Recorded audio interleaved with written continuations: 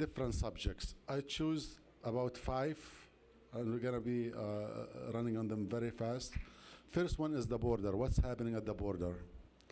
2 is about somebody has a green card and makes trips back and forth outside the United States and wants to apply for citizenship.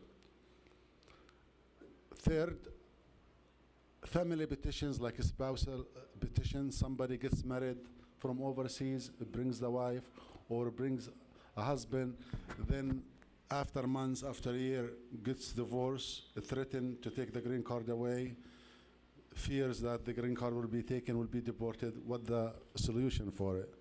Then asylum, especially nowadays of what's going on in the Middle East. People are running, coming to the United States, seeking refuge. Some come through the border, some come on a visa through the airport. Can they apply for asylum? What are the requirements for applying for asylums? Lastly, being contacted by law enforcement, especially the FBI, when you have an immigration case.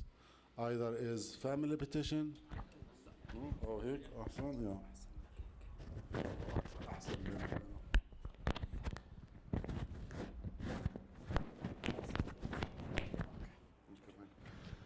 So when somebody has a case with the immigration court, with the asylum office, or a petition through marriage, and he's been contacted by the FBI, what you should do when you are contacted by the law enforcement or specifically by the FBI. Now we can see, so go to topic number 1, the border. The border has not been secured for the last 4 years. This is what the statistics said. There were about 4 million people have crossed the United States and have interaction with the law enforcement. 4 million in the last 4 years.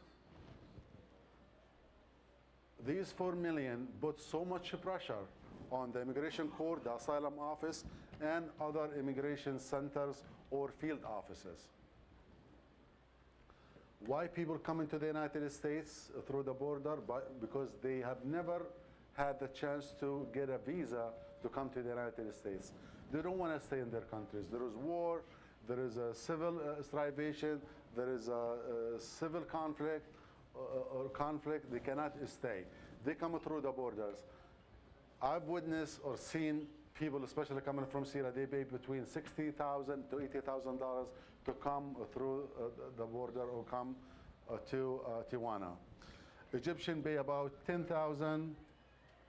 Jordanians pay about $10,000. They get them to the border and they tell them, here's the wall, cross or jump over the wall. The problem is after May 12, 2023, anybody comes to the border and if they do not sign with an app, it's called CBP1 at the border, saying that we are intending to cross the border on this date and wait for the approval, they cannot apply for asylum. So they come in, they could be subject to detention.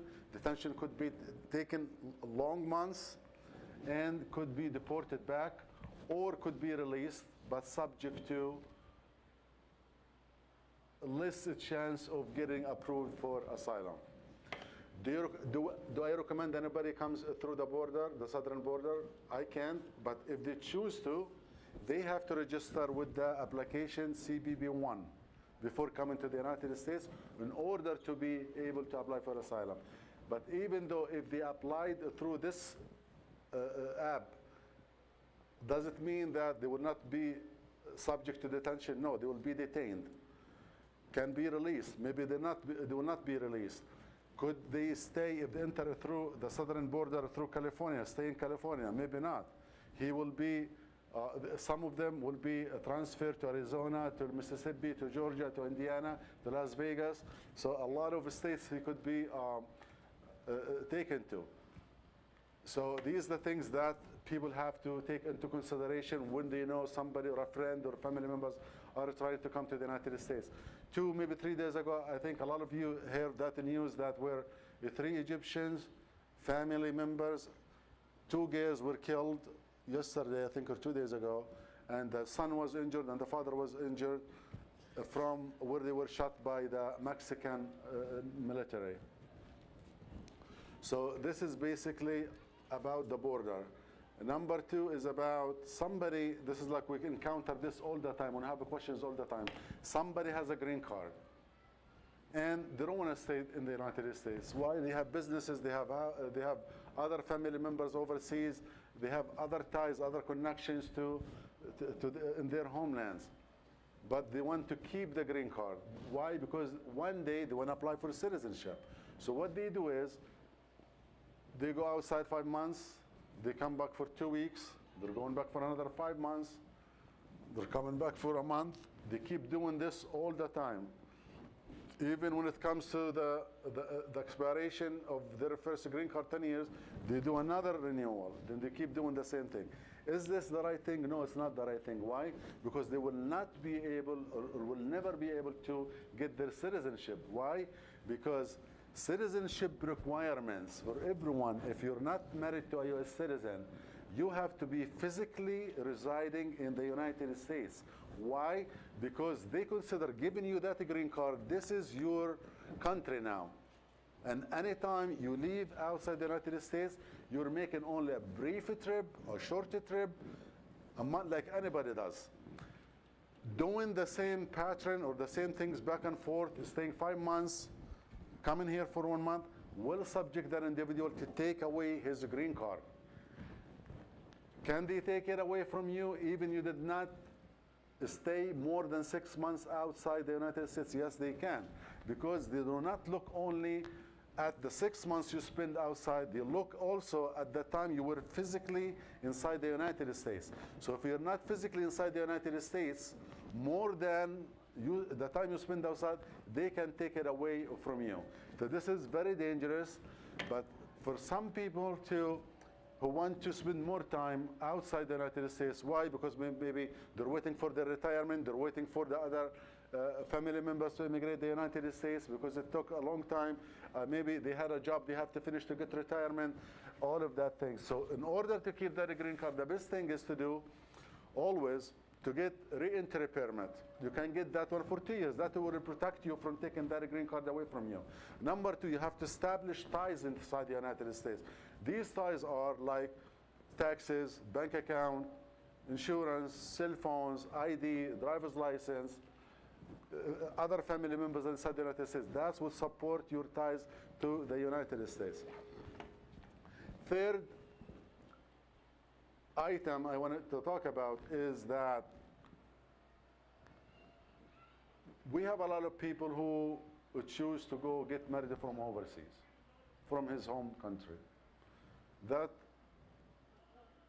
either for men get married overseas, or women go outside, get married from overseas.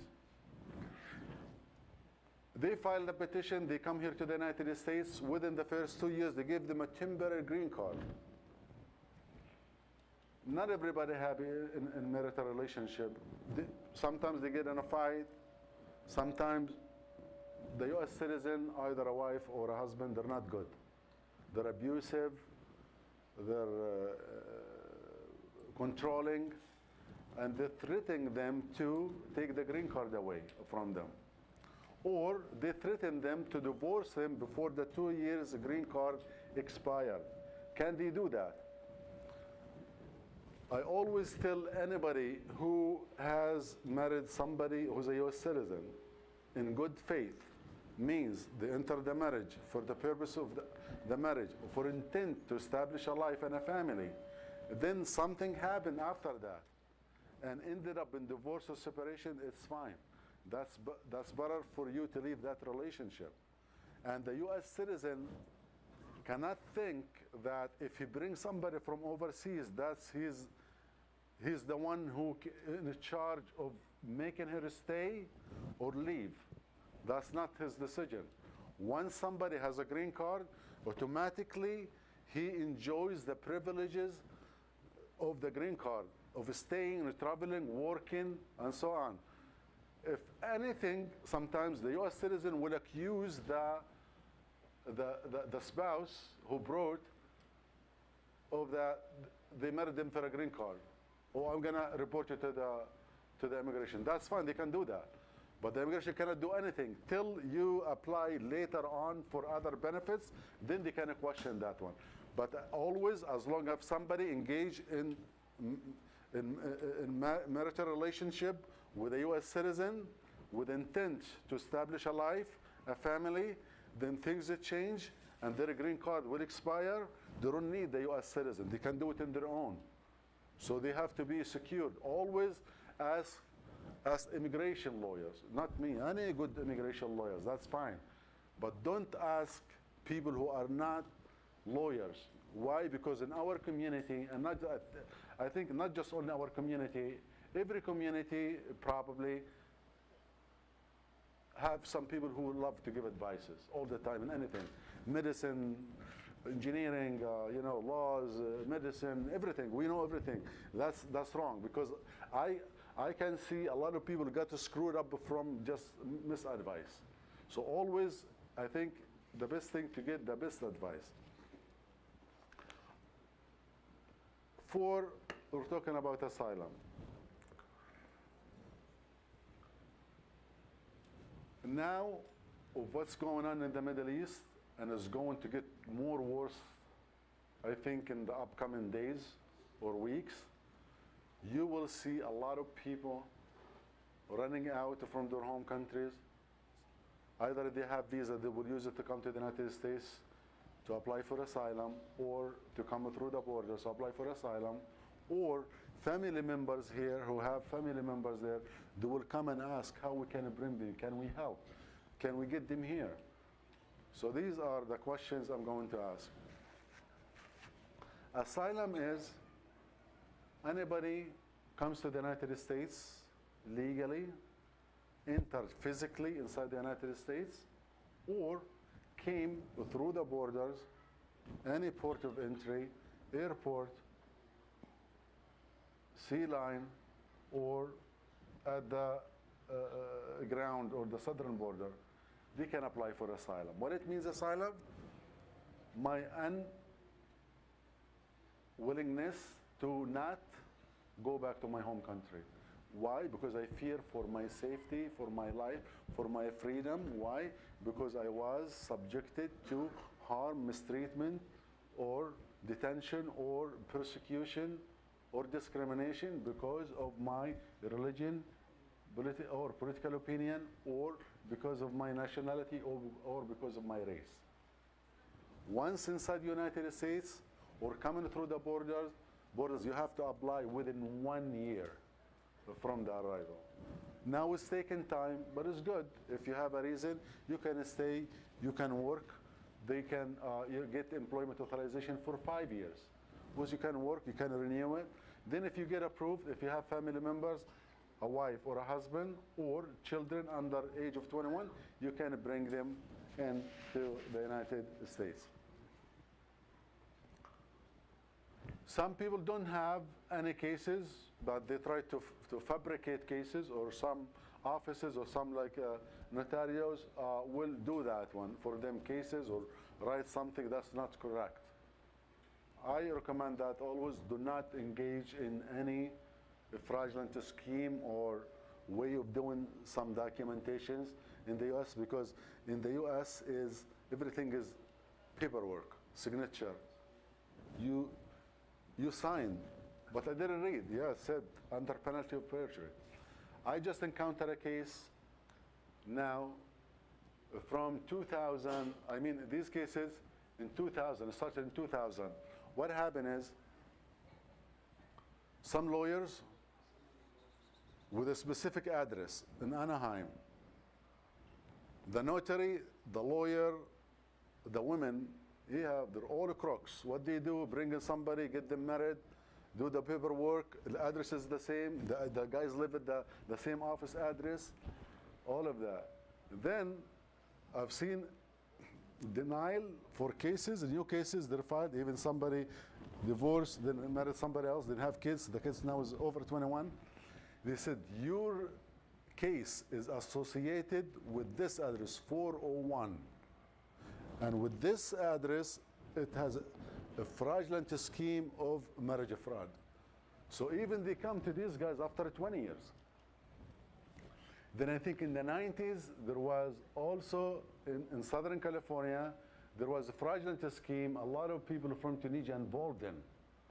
Then after, I remember when I was in Michigan, 2007, I've seen cases for people getting denied in 2007, I remember, for cases that has been done in 1993. So America doesn't forget anything.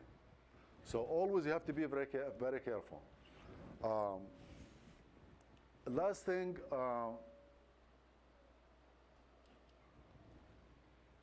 FBI contact when you have a case with the immigration.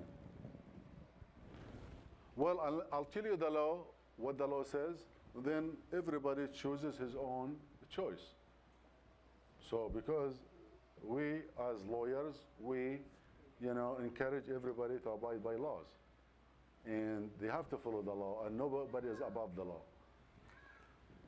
So now, especially with applicants for asylum, for example, or for citizenship, or for any cases with the immigration, the FBI will call you, hi, Mr. So-and-so, or you will be surprised by a visit to your home. Somebody knock at you, hi, how are you? Hi, this FBI agent so-and-so, how are you, how are you doing, what's going on? So very friendly, just to let you know, okay? They're very nice. They will ask you questions, or they contact you by phone. What do you have to do? You either talk to them, or decline to talk to them, or tell them, I will not talk to you unless if I have my lawyer with me. Let me give you an example of these things. One guy told me that the FBI came and talked to him. Or they left his card, their card, and they wanted to talk to him. I said, don't talk to them. If they want to talk to you, let them, tell them that I have a lawyer, I'll have the lawyer talk to you. I will not talk to them. One day he called me, he said, they're here at my house. He used to live in Los Angeles. I said, let me talk to them. It was two agents, one a female and one male. I said, officer, can you please leave the house? He said, just when I talk to him. I said, no, you're not going to talk to him. You're not going to talk to him. If you want to talk to him, you need to talk to him while I'm with him. If you want to talk to him, my office is in Anaheim. He said, you're far away. I said, but I'm not going down. You need to talk to the guy, so you have to come to me. Then they drove and they came to my office. That guy, they asked him, he was Syrian, I remember. So I sat down in the meeting room. The guy is here, two officers here. Then what they ask him, how are you? Good, thank you. How is America? Well, America is good. Do you like America? Yes, I like America. Then I looked at her, do you have questions? No, just want to make sure these guys coming in here are happy in America and enjoying America. I said, thank you, that's good. Yeah, he's enjoying it. So that's it, it stopped right there. Then another one, they came and talked. They have, I think, legitimate questions, which is, some people came from overseas friends, and they told them, you booked for them the hotel. And we need the relationship between you. What's the relationship between you? If you don't have anything, you're not worried to talk about, anything. Then another guy, Palestinian, they came talk to him. I told him, give me his number. I called the agent. Said, please do not talk to my client. And if you want to talk to my client, please call me. Okay. He went back to the guy. He talked to him. He told him, don't tell Akram that I talked to you. And the guy, he listened to him. He promised him to do things for him, to finalize things for him. After that guy told me, they recruited him. They told him to do things. He did things. After that, he ended up where? In court. Didn't give him anything. Just they got the information from him, and just left him alone. So what I'm telling you is here, always, we are, I think, we're not less than anyone who has very deep roots in America, love America more than us. I think we are equal. I think this is our country. I think we love the country like anyone else. And I think we are abiding by law more than anyone else. Because I saw one time a very famous actor or journalist on TV said, if you want your kids to raise good, live next to a Muslim family. Why? Because your kids, they're going to be fit good when they go to visit that family, and they will be protected because nobody come close to them, and they're not doing bad things. Okay? Then one time, I had to, for a client, I have to give an officer with the national security, with the immigration, documents for the guy to be signed.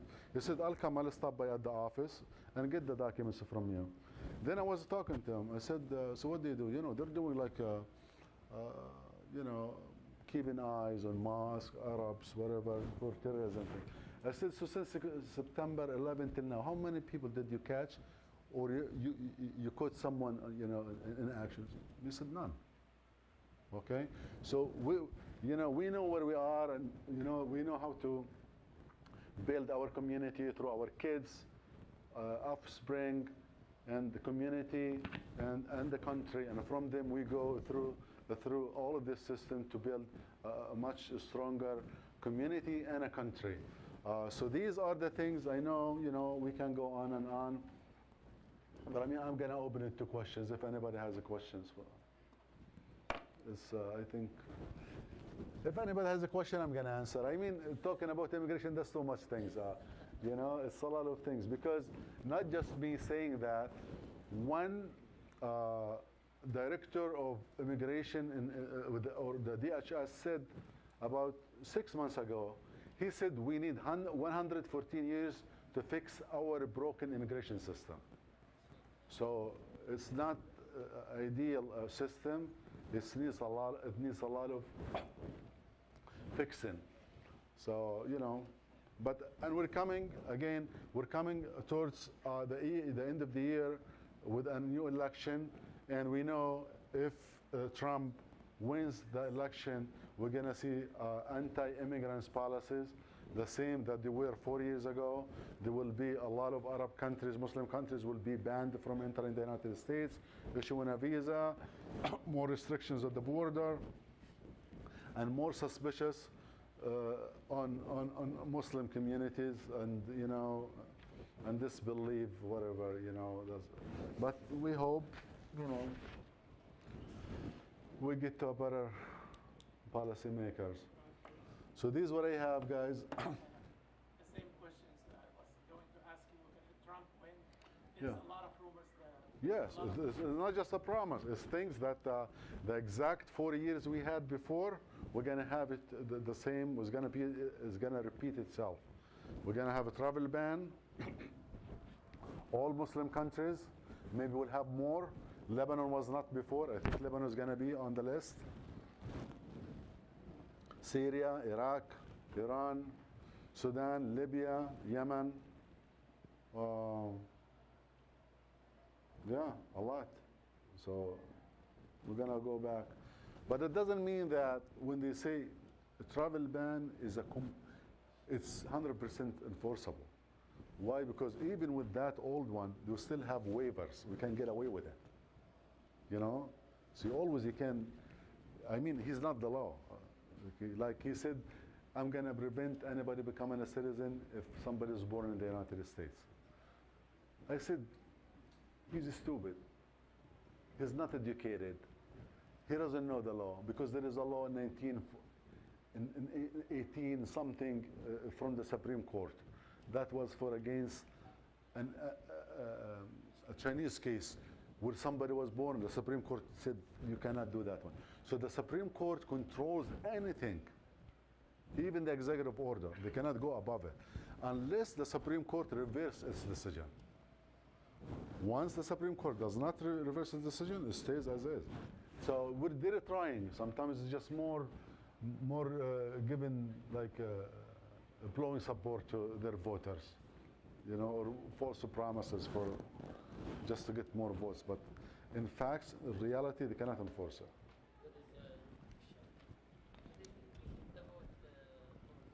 So if someone he applied for as a refugee in United Nations overseas in some country, and the 5 people he sponsored him, and every one of them paid about Okay,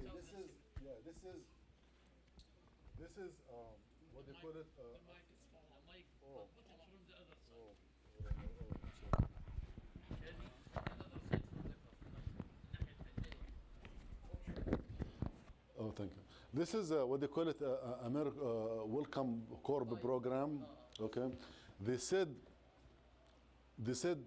we're gonna bring 5,000 only. The program is 5,000. 5,000 from the entire world, 5,000 people.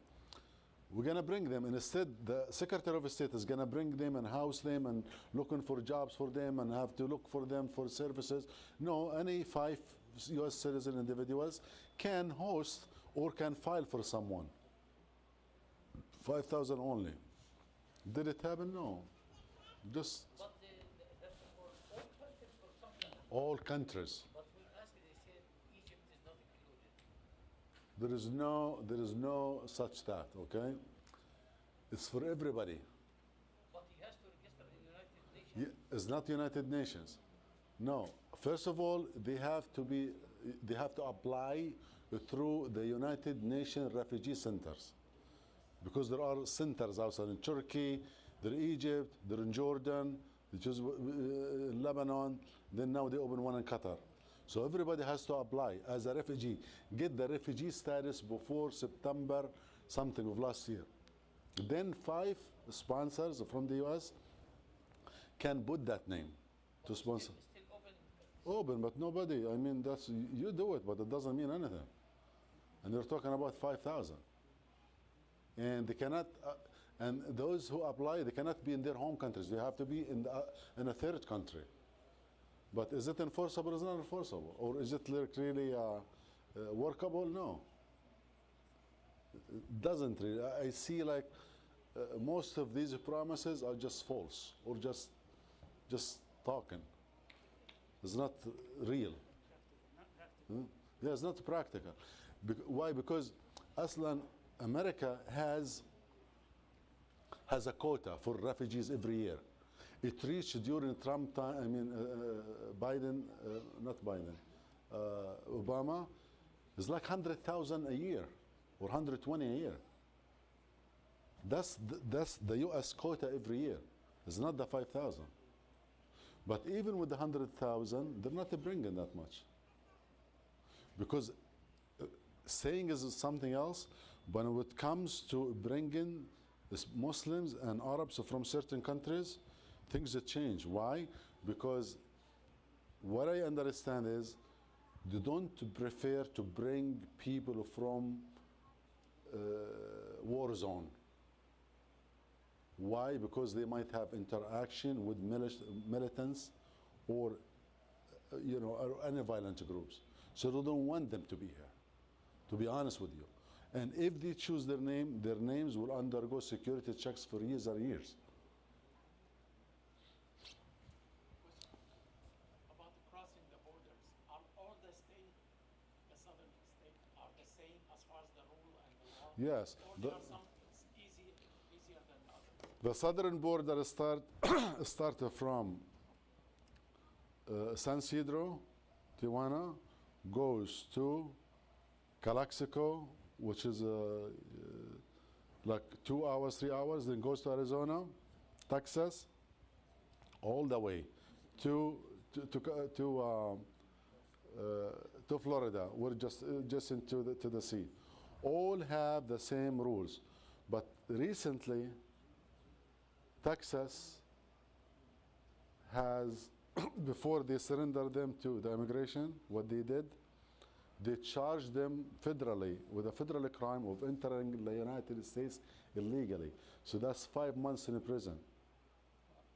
Yeah, they put this guy, he's Syrian, they put it for 5 months in prison. Then after that was released, then he was placed under immigration custody. But all rules are the same. The best one, why we always say California, why? Because judges in California are nicer. We have so much diversity. The laws are much easier and lenient versus Texas, Florida. Huh? Okay, it's the same, but at the same time, all of West Coast, California, Hawaii, Nevada, Arizona, Portland, and Washington, we fall all these states under the Ninth Circuit, Court of Federal Appeals, where we get the laws from it. So these laws coming from the Ninth Circuit, they're always good for the immigrants. Versus Texas, Georgia, Mississippi, you're going there, you're not coming back. It's not good. They're not really good, honestly. But it's hard. But now I've seen they're not releasing people. Now there are a lot of guys are still detained for 6 months. They lose their case, they get back home. So all of this trip just exhausted for nothing. Yeah. تفضل.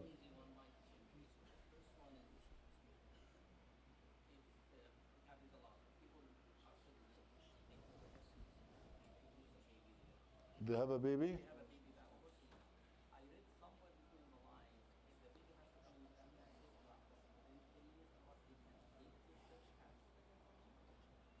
No. If somebody is a U.S. citizen, goes goes outside, even to marry someone, and while waiting for the visa, it took a year, it took 2 years, and have a child. If the father was inside the United States for the last 5 years before the child was born, the child gets automatic citizenship. The same for the mother. If the mother was born in the United States, she has to stay for 14 years after her birth, 2 years after the age of 16. Then, anytime she gives a birth, anytime overseas, the child is citizen.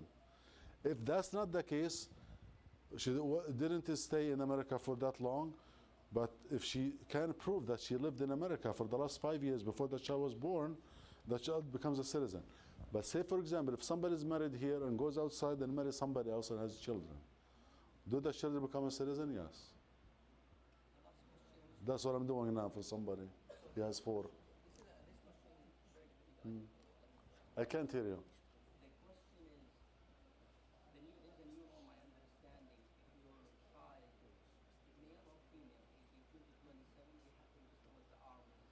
The 27? Okay. Okay. Okay, this is called selective service. Selective service is for every male inside the United States, regardless of their ethnicity group, or ethnicity or color or anything. From 18 to 26, you have to register with the selective service.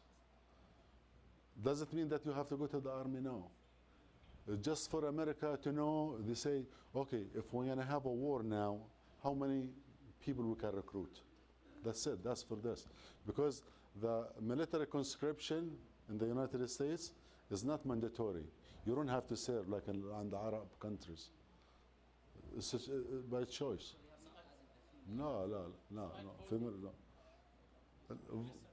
Yeah, just you want to vote, you don't want to vote, you don't want to vote. Yeah.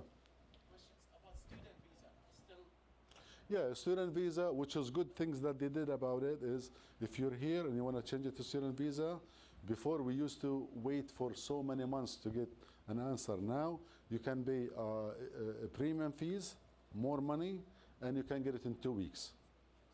Somebody's overseas, wants to come on a student visa.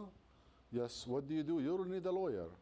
You go to school, you get admission or I-20.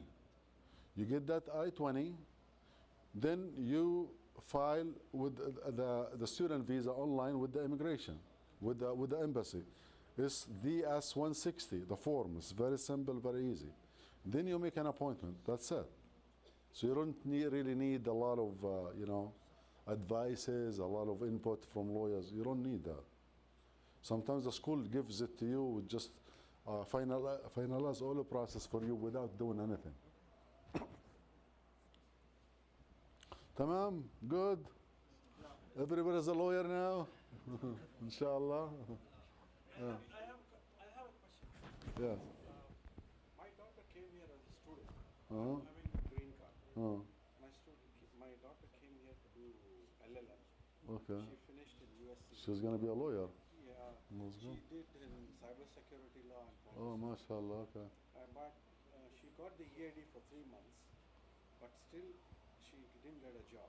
But the EAD is for only 3 months, right? Okay. No, what's this 3 months? What is it?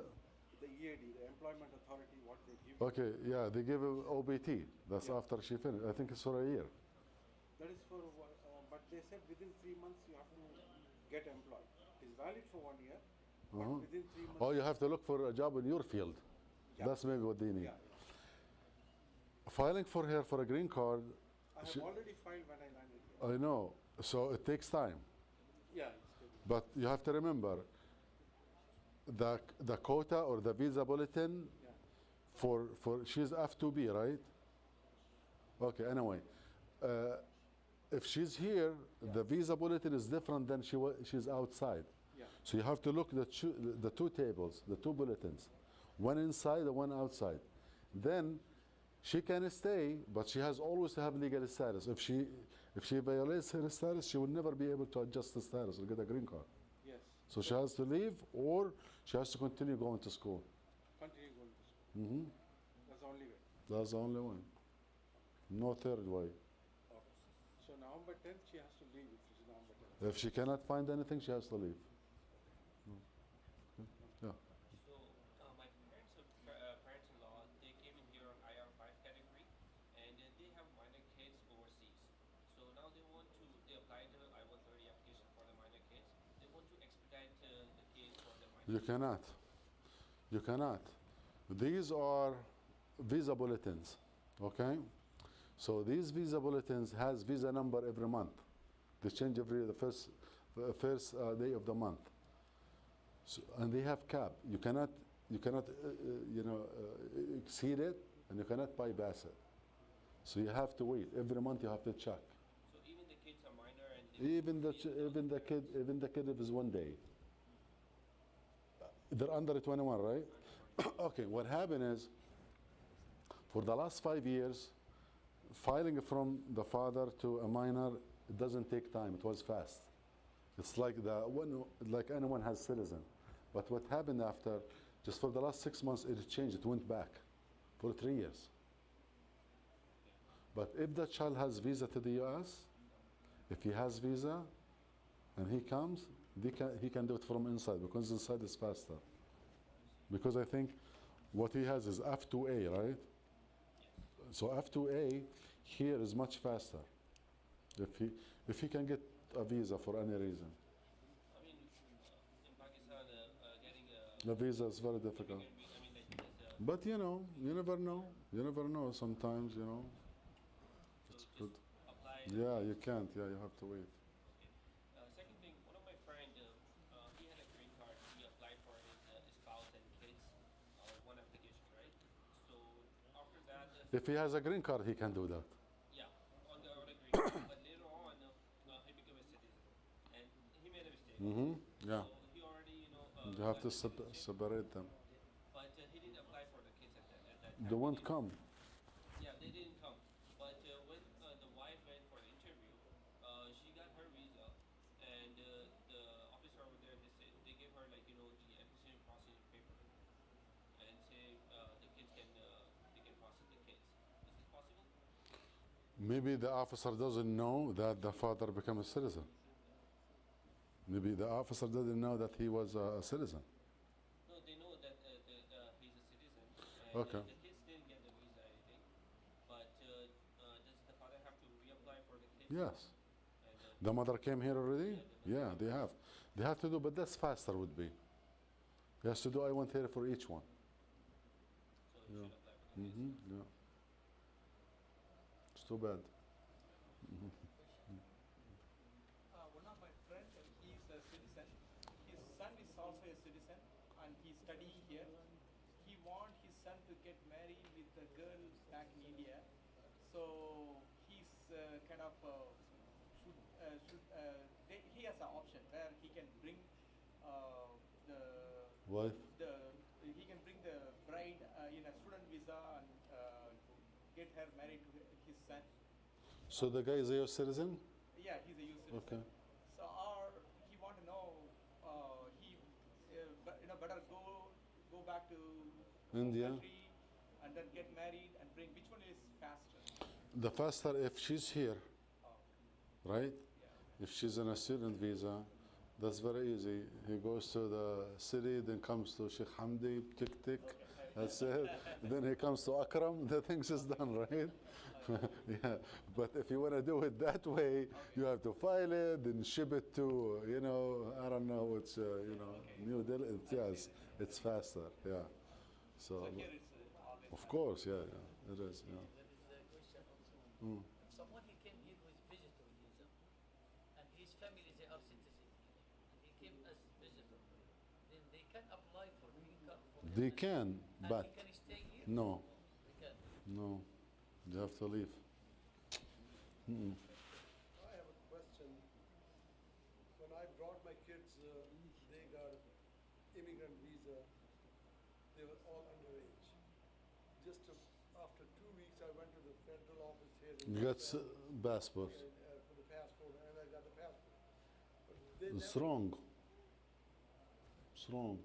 yeah, they never got Citizen. the letter of citizenship. It's wrong. Let me tell you that. Getting a U.S. passport, it doesn't mean that you are a U.S. citizen. Okay? Just to let you know. A lot of people did that. And I have 3 guys from Jordan. They're brothers. Then I have another guy from Peru. Then I heard about other cases. So these guys, when they came here, right away, what they did, they applied for a U.S. passport. So how you do that? If you're a U.S. citizen, you bring your child under the age of 18, then that child comes here.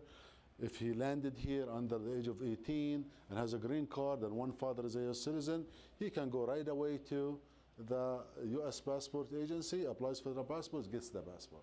He's done. But as I told you, that doesn't mean you're a U.S. citizen. Why? Because the law requires, under these circumstances, when a U.S. citizen father or mother filed for a child from overseas under 18, comes here, has a green card, he has to live under the physical and the legal custody of the U.S. parent. Then they have to apply for the citizenship certificate. That's the citizenship. That means you are a U.S. citizen. How long they have to live Huh? with them? How long they have to live with their parents? Till the 18. Of course, everybody is under 18. They cannot live before that. Then these guys, when their parents did that, when they brought them and they got the passport, then they went out, they renewed them, then they took them away from them. Why? Because they said you are not eligible for it, because the requirements are you have to be living in the physical and the legal custody of your parent. And your U.S. father was not even in America, he lives outside. So they filed a lawsuit against the Secretary of State. And the District Federal Court ruled against them, said yes, the Secretary of State did the right thing, because that's the interpretation for the law. So I'm telling everybody, anybody has one, the first thing to do is just apply for a citizenship certificate. It doesn't take that long. The thing is, the kids are living here for last I understand. Yeah, I understand. But I mean, they should apply for the certificate. Yeah, this is, you should do that. It's very easy, it's not that complicated. You just fill it out, they call you for an interview. Hi, how are you? Just make sure the identity, just, yeah, it doesn't take that long. Yeah, it doesn't take, yeah, it doesn't take that long. Now the issue of office. One issue. I know, بعرف, I know. You know him? عثمان؟ No, مش عفان. الهدير. مين؟ الغني. غني كحيف. بعرف ولا لا؟ He came to you. He has R1 visa and he's here and applied for green card. So in long time, 5 years, no answer. They have medical exam and everything. ولا شيء يرفع قضية عليهم. Just to sue them. He came to you for certificate. When? Did I tell him? He's coming in his way now. Because I have a sheikh called me from another state, the same thing or different one. No, that's he's here. He's now, he sent the message for me here now. He's coming. يعني he applied, listen, he applied for the green card or for the R1. I mean he بعد 360 يعني ولا شو؟ It's different. One thing I wanted to say, yeah, we're just talking. Now, a lot of cases for us, especially when it comes to Muslims, non-Muslims, they apply for a green card. Usually it takes 1 year, it takes 3 years. Apply for citizenship, supposed to be get it in 6 months. I don't get anything in 2 years or 3 years. Any petition, I file for it, it does not, or the government does not comply with the normal processing time. What is the solution? It's very simple, very straightforward. You have to file a lawsuit against them. Anytime they're late in anything, you have to file a lawsuit. For either, for cases like somebody goes to the American embassy for an interview, they say, yeah, everything is fine, we'll just let you know after a week or two. 2 weeks, 2 months, 3 months, 4 months. Oh, what's going on? Administrative processing. Same thing, you go here to for your citizenship, it takes you years to answer you. What? Oh, still under review, under review, under review. Same thing, you go for the asylum case, they tell you it's administrative processing. You apply for a green card, it takes so many years. You ask them under review. These answers are not convincing answers. What you have to do is to file a lawsuit against them. The question is, if you file a lawsuit against them, no, they do not. You're wrong. No, you're wrong. Because nobody can put himself in that position. In America, if you work and you have your boss, and you have a boss above a boss, the boss cannot tell you violate the law, right? So if I file a lawsuit, that's a problem. And I'm telling you, get this guy, this case denied. You cannot do that. Now there is a problem now with the New York asylum office. What happened with the asylum office? They have so many cases. They instructed their employees to just deny cases so they can finish cases more. Now it's the whole entire office is under investigation. And the officer themselves, that's the one who exposed them. So in America, you cannot do that. What they do when you file it, when you file it, you have to be clean, just to let you know, okay? The clean means you cannot be engaged in marriage fraud and you want to file a lawsuit. You cannot be a liar. You lied about things in your applications or something, and you file a lawsuit. Do you know? Like for example, okay, one guy we had. He was not my client. He applied for asylum. He was granted asylum. He's from Yemen. He applied for a green card. It took like 4 years, one interview and nothing. He said he came and consulted us for a second opinion. He said, this is the case. Okay. I said, okay, your answer is to file a lawsuit. What's going to happen? I said, the lawsuit, once they receive it, they have 60 days to make a decision. I told them, I don't care about what the decision is. I'm just moving you the case. I don't know anything about anything. I'm not responsible for anything. Just filing the lawsuit just to get the answer, which is true. After 60 days, they have to make a decision. They call him and his wife and kids for an interview. The first interview with this applicant, 8 hours. They were investigating him and his family, or even before we went to the interview, they sent a list of documents that we need. They need all of his brothers, all of their wives, all of their businesses, and their locations, or their uncles, aunts. When I saw this, I said something unusual because I've never seen you ask these things. What happened is, his brother is engaging in arm dealer. He's an arm dealer, and with a ship, it was caught, and as under his name. Then he said, I'm working with my brother. So I said, no, I don't. But they cannot do anything. He said, I don't know anything, what you're saying. But what they did, they went to very, very, very, very little things. Your wife said this in an interview. The marriage, the divorce, you know, in Yemen, they're very good people, but they have a lot of documentation is very fraudulent. A lot of, I mean, not all of them, but they have a lot of fake documents. They said this divorce is not real. They had that divorce annotated by the I don't know, like a consular officer for Yemen and other countries. He did that. So they revoked his asylum case. Okay? But if you don't have anything, don't worry about anything. You don't need to worry about anything. Nothing. They're fast. Maybe we did like 50 cases against the embassies. We did maybe, I would tell you, maybe around 150 cases against the asylum offices nationwide. CIS offices, all of them are the best of the best, and يعني أحسن ناس في العالم, the best people. Follow the law, finish things done, appreciate your work. They're very nice because you're not dealing with them. The case is under or with the federal district court, and they have their own lawyers, and the lawyer is you know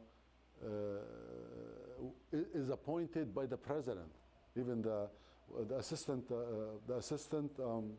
attorney office, okay, assistant U.S. attorney. So they don't fake, because lawyers don't lie, right? Especially these lie. They don't. Just to be honest with you, maybe private we do, but I don't. But others do. But these guys don't. So they're very serious. Once you do this one, they cannot play around you, not at all. So that's one option that people can do. Oh. هذا telephonic consultation question. هاي شيخ سلامات. عليكم السلام. لا هيك حنفضحك يا شيخ, خلينا شوي. هاي شيخ.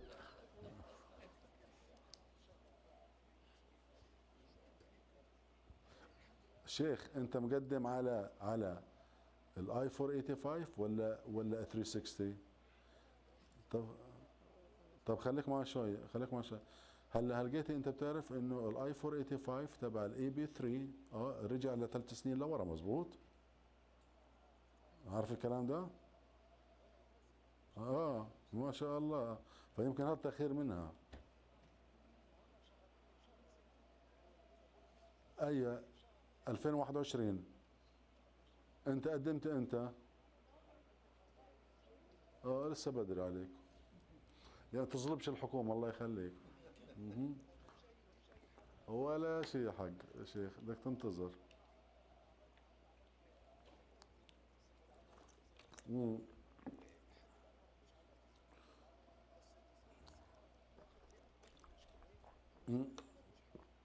لا بدك تسألهم, تتصل عليهم, ممكن باعتين لك مكان غلط او باعتين عند المحامي.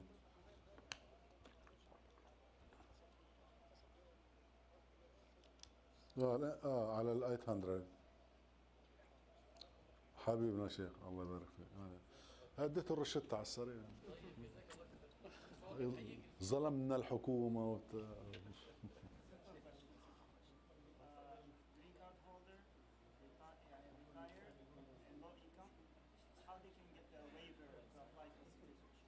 بدك اللي هو البنفيت لتر, بنفيت لتر وميديكال كله. ماشي. بالنسبة أنا قدمت له على F1B وقدمت على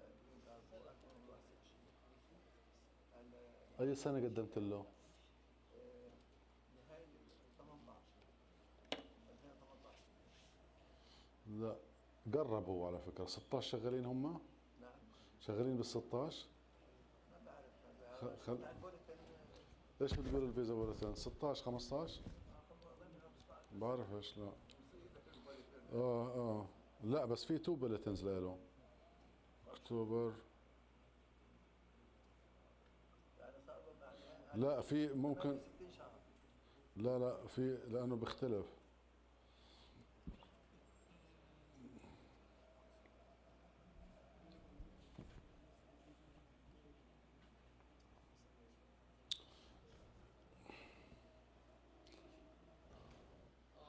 لا ممنوع.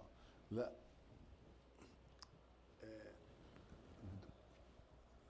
بخافوا تحكي على فلسطين. اذا بدك احكي عن الصبر والايمان. بدك؟ طب خلص بدي احكي عن الصبر والايمان. يلا. لا هلا انا بجاوب. لا هو عم بدي يحكي. This is my son. I know immigration needs patience. He's gonna talk about patience in Islam. Okay. كيف هذا؟ كيف متأصله مكة؟ يلا قول يلا. Assalamu alaikum wa rahmatullahi wa barakatuh. Today our topic is going to be about Palestine. You may have heard of what had happened sadly on October 7th. And sadly, there's 40,000 shaheed right now. This story right now hard times can benefit you. And this is a hard time. And this hard time is teaching you to have faith and be sabur.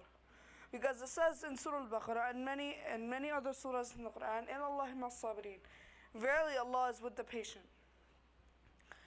Also, if you wanted to donate to Palestine, it's all about the intention. If you don't have the intention, then you're not going to be rewarded.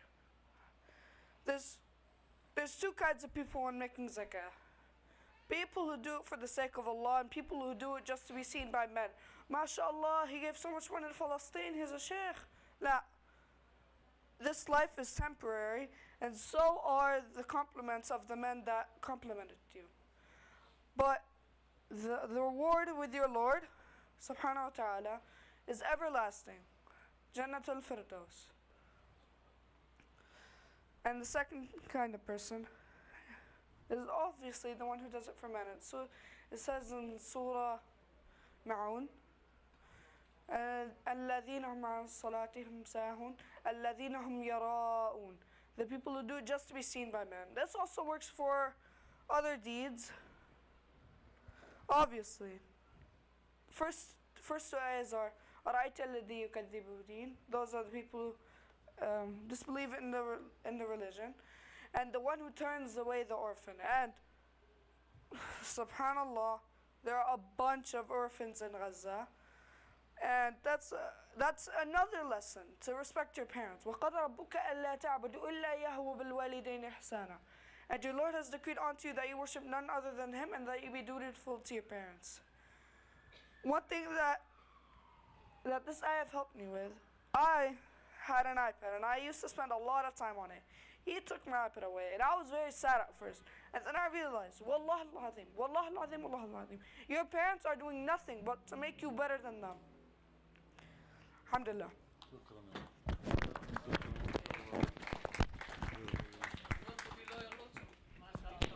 Wait. Are there any questions?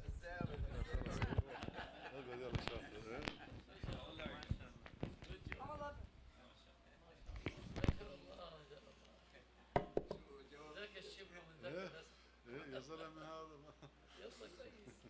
احنا بنحب نشجع الشباب. طبعا ما عشان هيك. اي سؤال؟ يعني question? لا. So regarding the filings, let me just على جوا 2017 على برا 16. اوكي؟ على جوا الدور ل 2017. بالنسبه لايه الفيزا بوليتن جوا اسرع بتكون. مش انت مقدم لابنك؟ وافتوا بيه؟ يمين بلاش افتوا بيه اكثر من 21 سنه؟ مقدم له 2018؟ انت معك جنسيه ولا جرين كارد؟ جرين كارد. انا لما قدمت انه كان معي جرين كارد. هلا ايش انت؟ انا سيتي. هيك حتخرب الحسابات هيك. متاخر انا شفتها. ممكن بتاخر